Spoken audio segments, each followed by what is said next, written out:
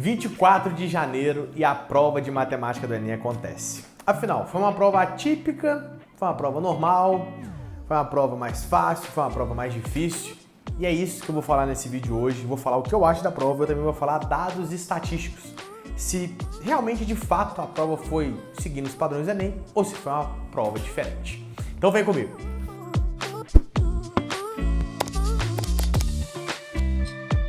Antes de começar o vídeo, você já sabe que você tem que curtir, compartilhar e mandar para seus amigos. Por quê? Eu vou te dar um motivo. Ó. 00:45 a gente está gravando esse vídeo, logo depois de ter feito simulado para passar as informações importantes para você de primeira. Resumindo, já falando sobre a prova, depois a gente vai entrar em detalhes. Mas antes, eu preciso dar um aviso. Eu não vou resolver as questões de matemática do Enem aqui, beleza? Eu vou comentar algumas rapidamente, mas a ideia aqui no Enem, não vou resolver nenhuma questão. Inclusive, nesse momento que você está vendo o vídeo, provavelmente as questões já estejam indo para o ar, tá ok? Então vai ter um videozinho resolvendo cada questão, desde a 136 até a 180, explicando passo a passo da resolução. Então, indo direto ao ponto sobre o que eu achei a prova, para depois a gente entrar em alguns detalhes e entrar em alguns dados estatísticos, eu achei a prova coerente. Eu achei a prova relativamente mais fácil do que alguns anos anteriores, tá ok? Por quê, Felipe? Por que você acha isso? E antes de mais nada, antes de eu continuar, a gente tem que entender o seguinte.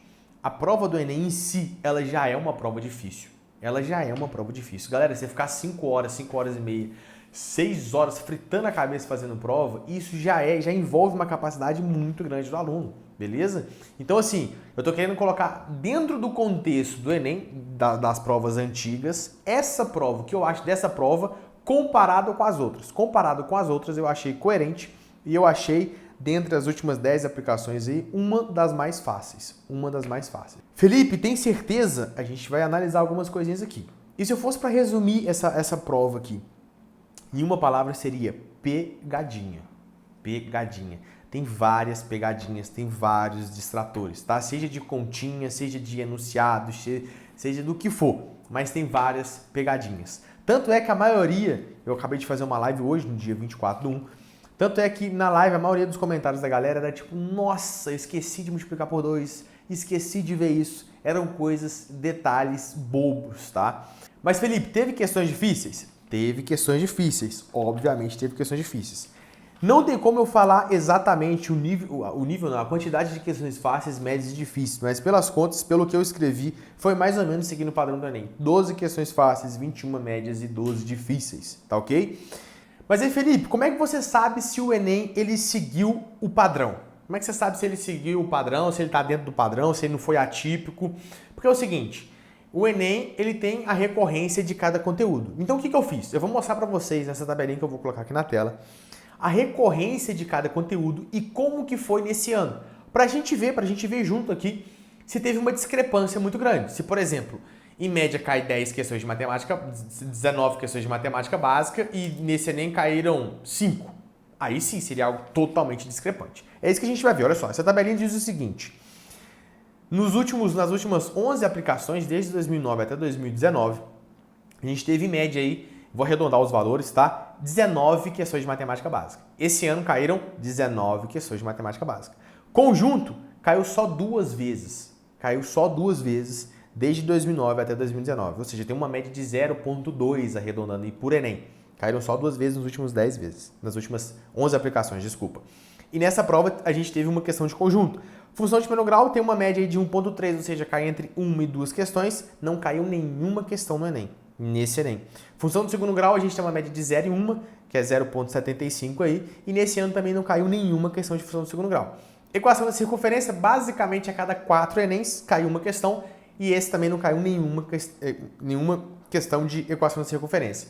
Função exponencial, Enem sim, Enem não, em média caiu uma questão de função exponencial e caiu uma questão de função exponencial. Inclusive foi uma questão muito legal. Função logarítmica também, em média, aí caiu uma questão no Enem, uma questão por Enem, e teve uma questão de log, que normalmente log é difícil, mas essa questãozinha, se a gente for pegar dos logs, seria comparado a questão de log com as outras questões de log que já caíram no Enem, né?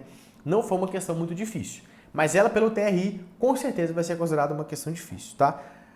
log, análise combinatória, esse tipo de questões já tem característica que 99% das questões vão ser questões difíceis. Eu falo isso para você identificar se você errou uma questão difícil para tentar ver aí o TRI se jogou a seu favor ou contra você, tá ok? Porque errar uma questão difícil é menos pior que você errar uma questão fácil.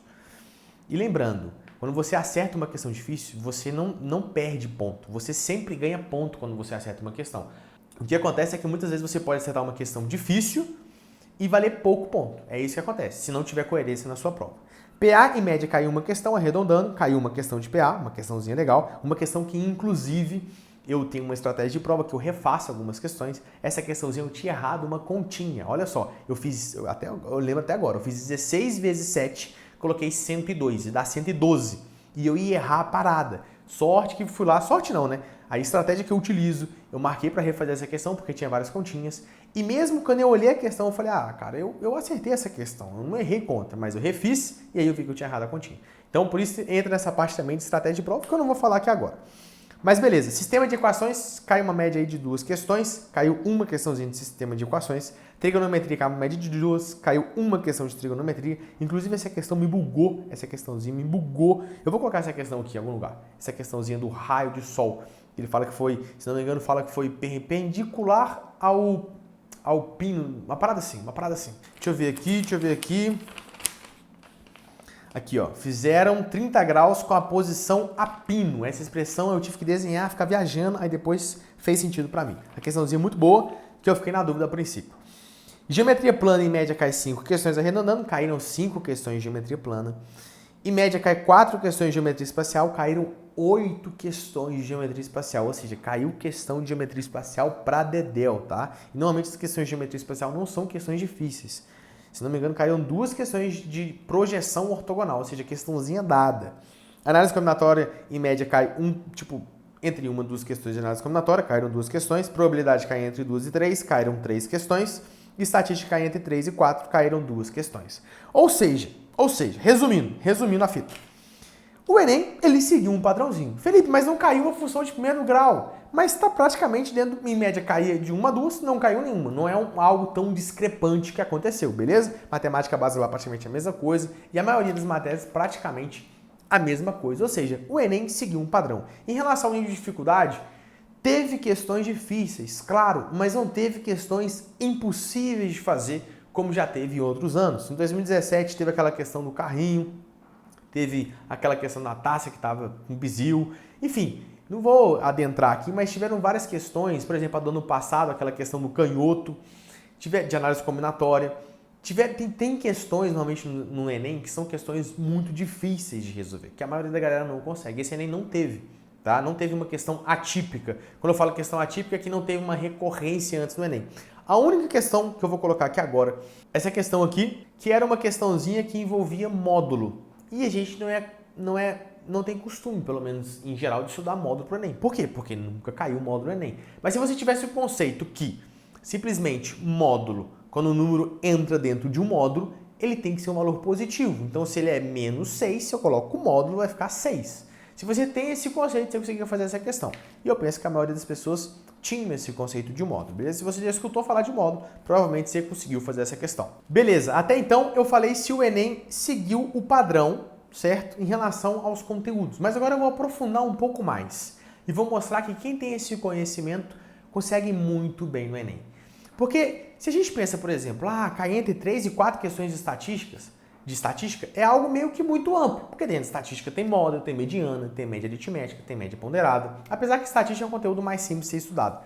Mas dentro de cada tópico desse que eu falei, tem raciocínios que caem e tem raciocínios que não caem. Por exemplo, na live que eu falei sexta-feira antes do Enem, eu falei das 10 questões que estariam na prova de matemática do Enem, e o que aconteceu? 7 estavam lá. Eu vou colocar essas questõezinhas aqui, quem quiser pode ir lá na live assistir, que eu resolvi as questões com essa mesma cara falando que iriam cair no Enem. Por quê? Esses raciocínios seguem um padrão.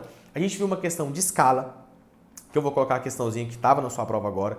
A gente viu uma questão de grandeza diretamente proporcional, razão e proporção aí. Teve várias questões na prova, mas uma questão que eu abordei praticamente diretamente. A gente viu uma questão de projeção ortogonal na live, que todo ano cai no Enem. A gente viu uma questão de volume de cilindro, que também estava lá na sua prova. A gente viu uma questão de média aritmética, E também a gente viu uma questãozinha de média ponderada aí, que na minha prova, aqui na prova azul, foi a última questão. Inclusive eu fui fazer no Enem e eu pensei, cara, eu falei que caiu uma questão de média ponderada. Cadê essa questãozinha de média ponderada? Ela foi a última da minha prova. Eu falei, falei que ia cair, caiu. Então assim, tem raciocínios que a gente consegue ser mais específico ainda. Porque quando eu falo assim, geometria espacial cai no Enem. Agora eu falo, projeção ortogonal é certeza que vai cair no Enem.